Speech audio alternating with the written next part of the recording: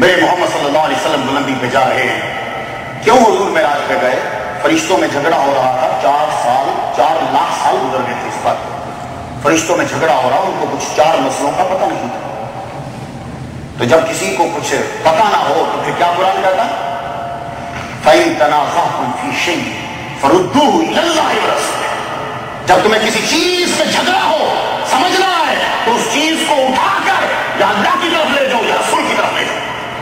فَرُدُّوهُ, اس چیز کو اٹھا لو, یعنی اس مسئلے کو اللہ کے پاس لے جاؤ یا رسول کے پاس لے جاؤ.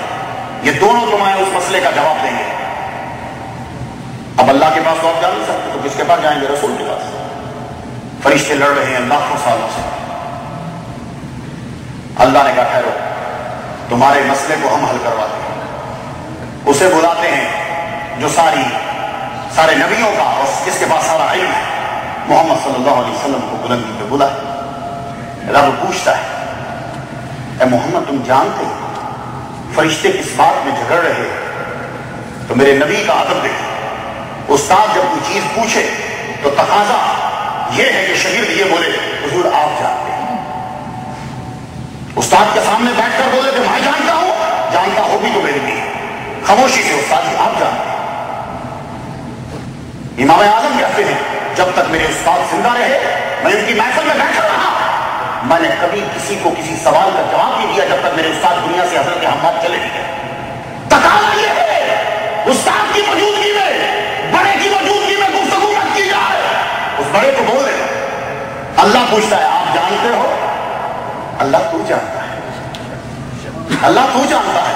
حضور فرماتے ہیں فوازا یادہ ہو, اللہ نے اپنا دست قدرت رکھا بین قطفے, میرے 2 کندھوں کے درمیان.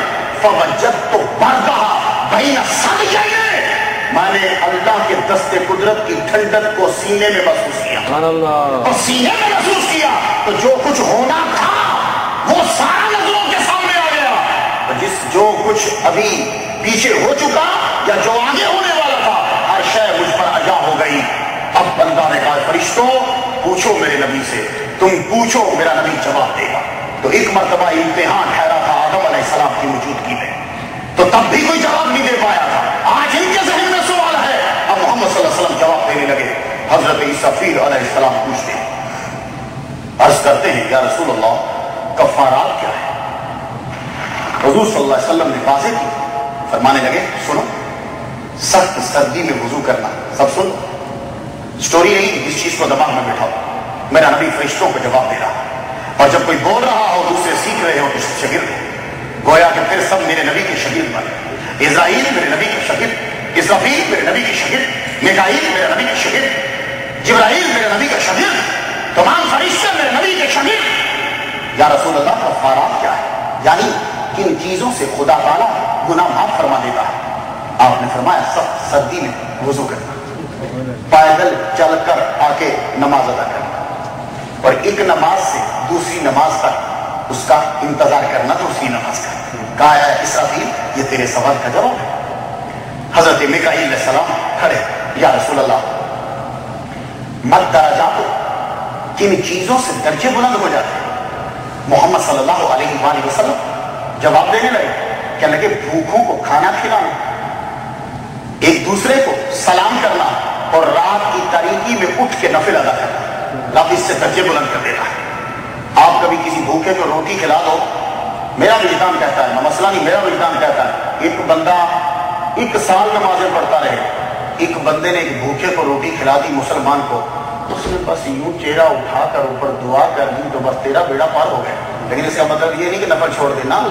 وہ شخص کے جس نے اپنی نمازوں پہ تکبر کیا ہے اس سے بہتر یہ ہے کہ جس نے بھوکے کو کھانا کھلا دیا. لیکن کام دونوں, تم بھوکے کے پیپر میں پاس ہو جاؤ اور نماز میں پکڑ لے, پھر کیا کرو گے؟ لیکن بھوکوں کو کھانا کھلانا کام جاری رہے گا, سلام کرنا ایک دوسرے کو کام تمہارا جاری رہے گا. درجے بلند ہے, رات کی تاریکی میں اٹھ کے نفل ادا کرنا, تمہارے درجے بلند رہیں گے. جبرائیل علیہ السلام عرض کرتے ہیں حضور منجیات کیا ہے؟ آدمی کو نجات جو ہے وہ کس سے مل جاتی ہے؟ اب یاد رہے, فرمانے لگے خلوت میں اور جلوت میں. خلا کہتے ہیں تنہائی, اس لیے اسے بیت الخلا بولا جاتا ہے, تنہائی کا گھر. خلوت میں اور جلوت میں، تنہائی میں ہو یا جلوے میں ہو، خلوت میں ہو یا جلوت میں ہو، لوگوں کے سامنے یا تنہائی میں ہو، ہر حال میں اللہ کو یاد کرنا، امیری میں ہو یا فقیری میں ہو، میں آنا روی کرنا۔ اور فرمایا غضب میں ہو یا ترقی میں ہو نرمی کرنا۔ ان دو جگہوں میں آدمی نرمی نہیں کرتا، غصے میں ہو تو نرمی نہیں کرتا، پھر اس کے آگے سامنے جو آئے ٹھکاتا چلا جاتا۔ اکثر لڑائی گھر میں کیوں ہوتی؟ غصے میں بیوی کو مار دی ہوتی۔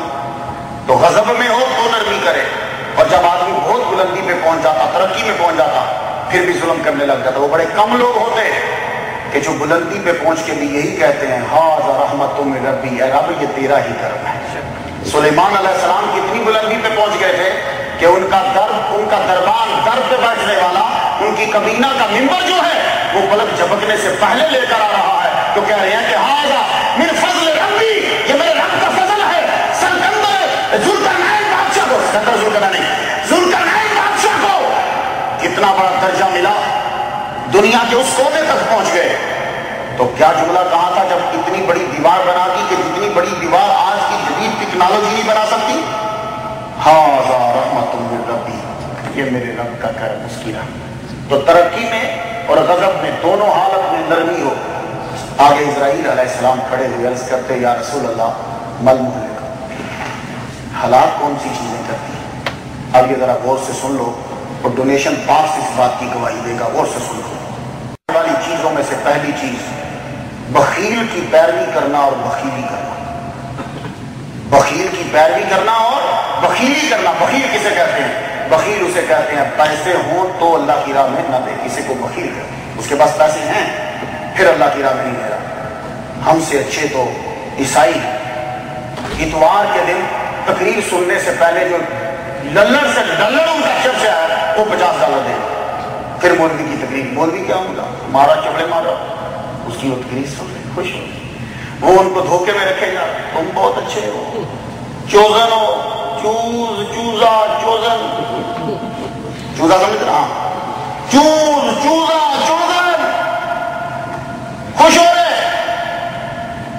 ایک سال مجھے کہنے لگے چرچ سے نکلے تو لوگ خوش ہوتے ہیں، مسجد سے نکلے تو پریشان ہوتے ہیں۔ میں نے کہا آپ نے صحیح کہا، بات آپ کی بالکل وجہ ہے، چرچ سے نکلیں گے وہ خوش ہوں گے، اس لیے کہ اس کو معلوم ہے یہ سارے شراب پیتے ہیں، سارے کلب جاتے ہیں، سب ڈیٹنگ مارتے ہیں، سب حرام کام کرتے ہیں، سب لوگ جو ہے بے ایمانی کرتے ہیں، کسی بات پہ وہ بھی ٹوکے گا ان کو، وہ صرف ان کو دکھاتا رہے گا۔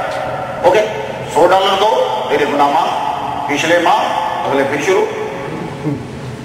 لیکن ہمارے ہاں یہ نہیں بتلایا جاتا، ہمارے ہاں یہ بتلایا جاتا ہے اپنے آپ کو جتنا پاک کرے گا اتنا بلندی پہ پہنچ جائے گا۔ ہمارے ہاں یہ بتلایا جاتا ہے کہ معراج کی رات میرے نبی کو شراب پیش کی گئی اور دودھ پیش کیا گیا۔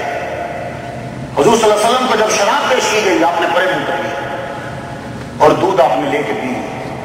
جبرائیل علیہ السلام کہنے لگے یا رسول اللہ آج معراج کی رات اگر آپ شراب کو ہاتھ لگا دیتی آپ کی پوری امت شراب پینے لگ جاتی۔ آپ نے بہت اچھا کیا، آپ نے دودھ پیا۔ یہ دودھ پینا اس بات کی علامت ہے کہ خدا تیری امت کو ایمان سے نوازے گا۔ جب کبھی تم خام میں دودھ پیتا یا پانی پیتا دیکھو تو اللہ کا شکر ادا کیا کرو۔ دودھ سے مراد علم اور ایمان دونوں ہوتا ہے۔ اگر تمہیں کسی نے دودھ دیا یا تم نے دودھ پیا سمجھ جاؤ تمہارا ایمان مضبوط ہو گیا، تمہارے پاس علم آ گیا۔ اور شراب معراج کی رات حضور کو دی گئی، حضور نے، اور یہ عیسیٰ نے بھی شراب کوئی نہیں پی، سب فراڈ، سب جھوٹی کہانی۔ اور یہ سارے کے سارے لوگ جو ہیں وہ عیسیٰ علیہ السلام کا نام لے کر تو آگے شراب چلاتے نہیں پی۔ ہر نبی کے اوپر شراب حرام کی، یہ بات یاد رکھنا۔ لیویٹکس کو کھول کے دیکھ لیجیے، یہ ان کی بائبل کی کتابوں ہیں جس کے اندر حلال و حرام کے تذکرے ہیں۔ تو لیویٹکس کو جب آپ پڑھیں گے تو اس کے اندر معلوم ہوگا کہ میں تجھ پر ہر نشاور چیز حرام ہے، یہ موسیٰ پر بھی حرام تھی، ہر آنے والے نبی پر حرام تھی، کوئی نبی شراب کو ہاتھ نہیں لگا سکتا، یہ بات یاد رکھنا۔